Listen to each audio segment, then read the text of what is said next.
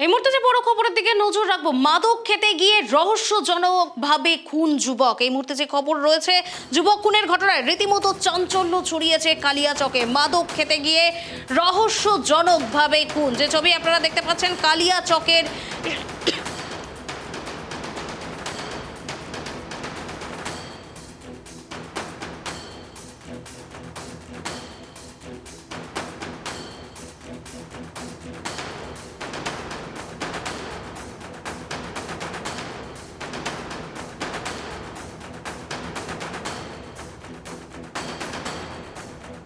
মাদক খেতে গিয়ে রহস্যজনকভাবে খুন, যুবক খুনের ঘটনায় চাঞ্চল্য কালিয়াচকে। এই মুহূর্তে যে গুরুত্বপূর্ণ খবরের দিকে আমরা নজর রাখছি, রীতিমতো মাদক খেতে গিয়ে রহস্যভাবে খুন করা হয়েছে এক যুবককে, আর সেই ঘটনায় কিন্তু চাঞ্চল্য ছড়িয়েছে এলাকায়। যুবক খুনের ঘটনায় চাঞ্চল্য কালিয়াচকে।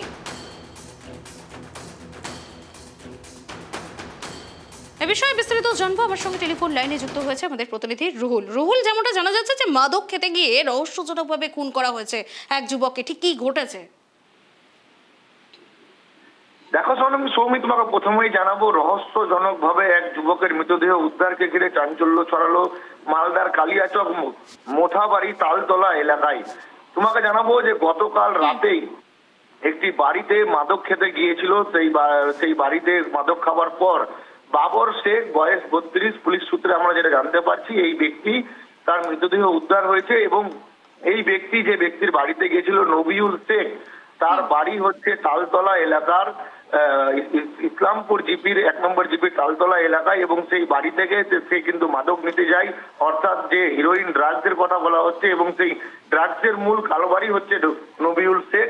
এবং এই নবিউল শেখের বাড়িতে নেশা সেবন করার পর আজকে সকালে ভোর 5টার সময় বাবর শেখ, বয়স 32, তার মৃতদেহ মোথাবাড়ি থানার ছাত্রাগাছি এলাকা থেকে পাওয়া গেছে, এবং যাকে ঘিরে রীতিমতো চাঞ্চল্য সৃষ্টি হয়েছে ওই এলাকায়।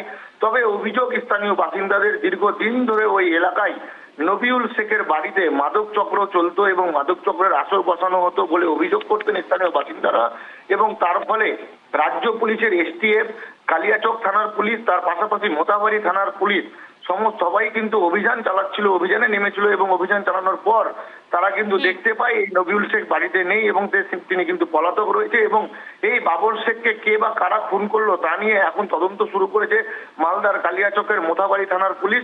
যদিও এই বিষয়ে এখনো পর্যন্ত প্রশাসনিক তরফে কোনো বক্তব্য পাওয়া যায়নি। তবে কি কারণে, কি উদ্দেশ্যে খুন করা হলো বাবর শেখকে, তা নিয়ে কিন্তু এখনো ধোঁয়াশা সৃষ্টি হয়েছে। সৌমি, ধন্যবাদ রুহুল আমাদের সঙ্গে থাকার জন্য। যেমনটা জানালেন আমাদের প্রতিনিধি, রীতিমতো কি কারণে খুন করা হয়েছে ওই যুবককে তা নিয়ে কিন্তু ধোঁয়াশা সৃষ্টি হয়েছে। ইতিমধ্যেই কিন্তু তদন্তে নেমেছে পুলিশ।